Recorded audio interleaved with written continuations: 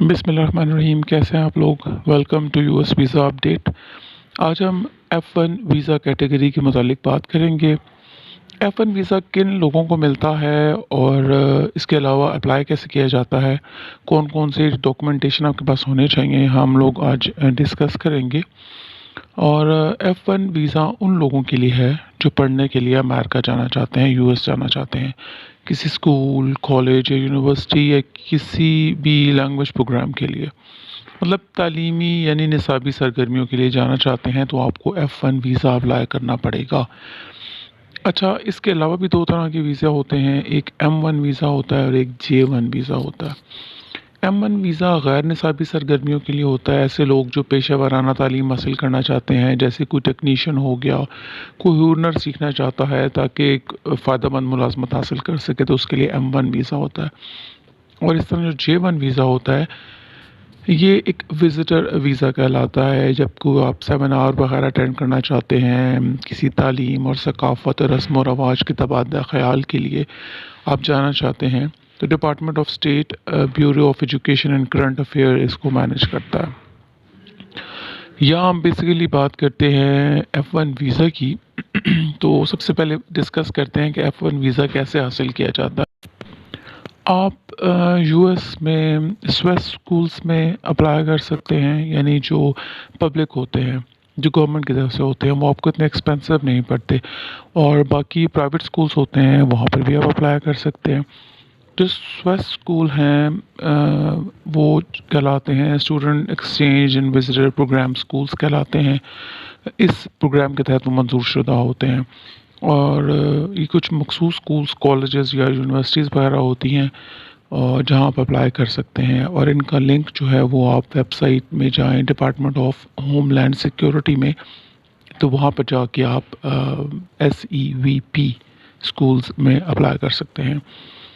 اب سب سے پہلے آپ کو ان اسکول وغیرہ میں اپلائی کرنا ہوتا ہے، جب آپ کو داخلہ مل جائے گا تو آپ کو F1 ویزا تب اپلائی کرنا ہے۔ اس کے لیے آپ کو تعلیمی مطلب اب جب آپ اپلائی کرتے ہیں تو تعلیمی سال پھر آپ دیکھتے ہیں کہ کیا ہے اور کس طرح سے ہے نا، تو عموماً آپ کو تعلیمی سال شروع ہونے سے پہلے اپلائی کرنا پڑتا ہے۔ جیسے اگر تعلیمی سال شروع ہوتا ہے اگست میں تو آپ دسمبر یا جنوری میں اپلائی کریں گے، اور مارچ یا اپریل تک آپ کو معلوم ہو جائے گا کہ آپ کا جو ہے وہ ایڈمیشن ہو گیا ہے، تو اس کے بعد پھر آپ کو جو ہے نا وہ ویزا اپلائی کرنا پڑتا ہے، مگر اس سے پہلے آپ کو فارم I-20 جو ہے وہ فل کرنا پڑتا ہے۔ ٹھیک ہے، I-20 یہ ہے کہ وہ کالج کی طرف سے آتا ہے، جس کو ہم آفر لیٹر بھی کہا جاتا ہے، وہ آپ کو دیتے ہیں اور آپ نے وہ فارم فل کرنا ہوتا ہے، اور آپ نے یہ بات یاد رکھنی ہے کہ اس کو انٹرویو کے وقت آپ نے کونسلر آفیسر کو دینا ہوتا ہے۔ ٹھیک ہے، تو یہ فارم کی ایک آپ نے کاپی جو ہے یا پھر یہ فارم جو ہے وہ آپ کو ساتھ لے کے جانا ہوتا ہے۔ اچھا، پھر اس کے بعد آپ کو سوئس فی I-901 کی بھی جمع کروانی ہوتی ہے، جو کہ اگر دیکھی جائے تو $350 ہے۔ اچھا، یہ جو فیس ہوتی ہے نا یہ 1 سال کے لیے ویلڈ ہوتی ہے۔ آپ کو اس بات کا خیال رکھنا ہے کہ آپ اگر سال کے خدا نخواستہ اگر آپ کا ویزا ریجیکٹ ہو گیا تو آپ سال کے اندر اندر اسی فیس پر دوبارہ اپلائی کر سکتے ہیں، مگر سال کے بعد یہ ختم ہو جائے گی، اس کی ویلیڈیٹی ختم ہو جائے گی۔ اور یہ بھی جب آپ جمع کرواتے ہیں تو ایک کنفرمیشن پیج یعنی ایک تصدیقی صفحہ آئے گا جس کا آپ پرنٹ نکلوا لیجئے گا، کیونکہ انٹرویو کے وقت آپ کو یہ بھی ساتھ لے کے جانا ہوگا۔ اس کے علاوہ آپ کو فارم DS I-160 مکمل کرنا ہوتا ہے آن لائن۔ یہ ایک on line naan immigrant visa application ہے، اور انٹرویو سے پہلے اس کا جمع کرانا ضروری ہوتا ہے۔ اس کو انگلش میں ہی فل کیا جاتا ہے۔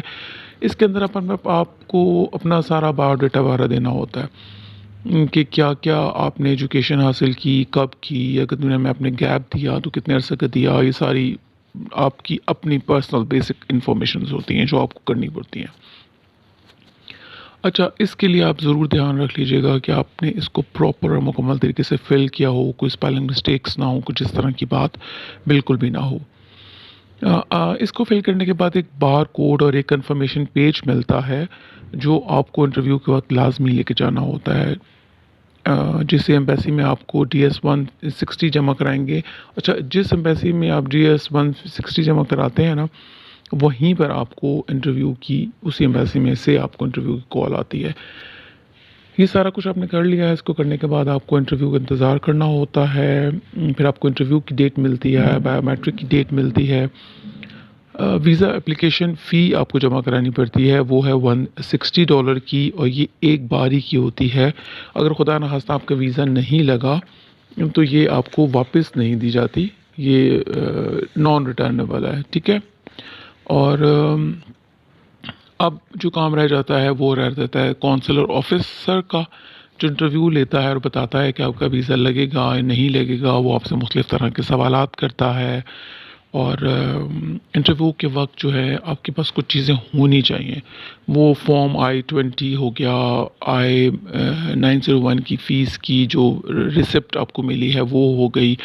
DS-160 کا آپ کو کنفرمیشن پیج ہونا چاہیے آپ کے پاس. پاسپورٹ سائز پکچر ہونی چاہیے. اور اس کے علاوہ جو چیزیں آپ سے مانگی جا سکتی ہیں وہ ہیں کہ اگر آپ نے آئٹس کیا ہوا ہے، یہ آپ کے لیے بینیفیشل ہوتا ہے. آئٹس آپ نے کیا ہوا ہے یا آپ کے مارکس بن جاتے ہیں، آپ کی فائل اچھی کنسیڈر ہو جاتی ہے اور آپ ویلیویبل ہو جاتے ہیں. ٹھیک ہے.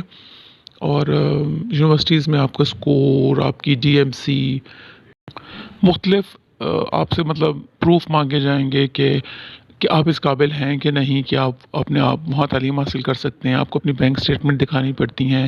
پھر آپ کو یہ بھی بتانا پڑتا ہے کہ آپ ہر حال میں ایجوکیشن حاصل کرنے کے بعد واپس آئیں گے. آپ شادی شدہ ہیں تو اپنی بیوی کو ساتھ لے کے جانا چاہتے ہیں تو نکاح نامہ بھی ہونا چاہیے. بچے ہیں تو ان کا برتھ سرٹیفکیٹ بھی آپ کو دکھانا پڑے گا، جس کے لیے پھر آپ فردر F2 ویزا اپلائی کرتے ہیں. ٹھیک ہے. وہ بھی ہم ڈسکس کریں گے ضرور. اور انٹرویو کے وقت کیسے سوالات کیے جاتے ہیں ہم ضرور اس کے لیے ویڈیو بنائیں گے، مگر کائنڈلی اب آپ ہماری ویڈیو کو فل واچ دیا کریں تاکہ ہم یہ چینل جو ہے وہ کنٹینیو رکھ سکیں اور ہمیں بھی تھوڑی سی آسانی ہو جائے.